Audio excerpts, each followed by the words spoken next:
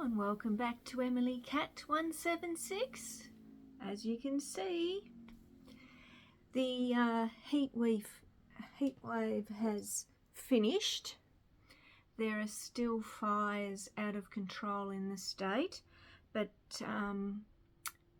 everyone's safe.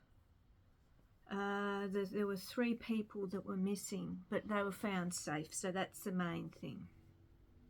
But a lot of people have lost their homes, which is very sad. So we're thinking of those people as well.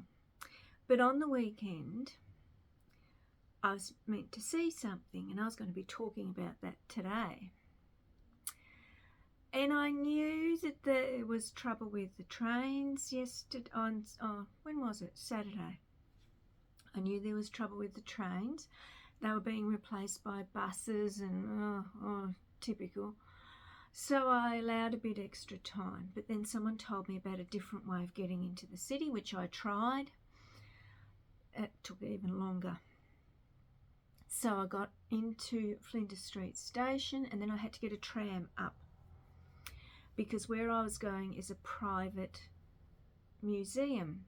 And what you do is you meet at Pullman Hotel, and then a little minibus comes and they drive you around to where you're going to go. I knew I had to be there by 1:50, and I got in and it was like 20 to 2, and I thought there was a tram right there, and I thought I'll grab it. And I thought I will get there just in time. And then the tram turned right.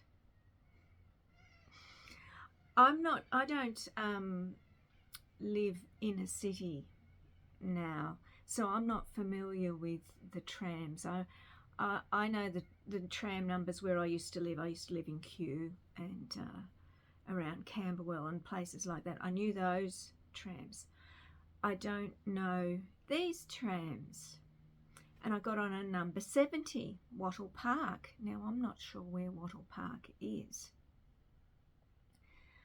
So I needed a tram that went right up, because Flinders Street becomes Wellington Parade, and that's where I needed to go. It turned right. It turned right, heading towards the tennis centre. Now, I don't know if the Australian Open has started yet, but there was a lot of people there. So I thought, oh no, I've got on the wrong tram. By this stage, it was like 1:45, and I had to be at the Pullman by 1:50. Then I had to wait for because it turned the corner. I got off the next stop, but I was still too far to walk, so I had to wait for another tram to come and take me back, which of course I missed it, didn't I? Because by the time I had waited for the tram, got back, and then waited for another tram to come, it was too late. The thing had started, and it was a lecture I was going to. It looked a very interesting lecture I was going to talk about. So I missed it,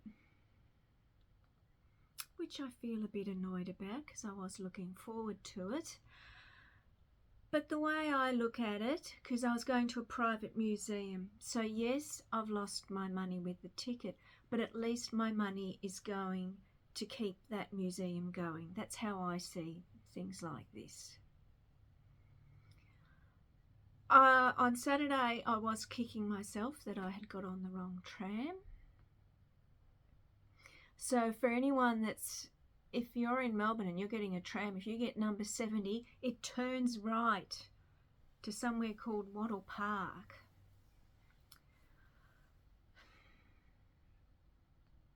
It happens, doesn't it? It happens sometimes. So then I just sort of wandered around the city a bit, went into a few bookshops, had a look, whatever, and then I came back, and there was all sorts of trouble on some of the lines.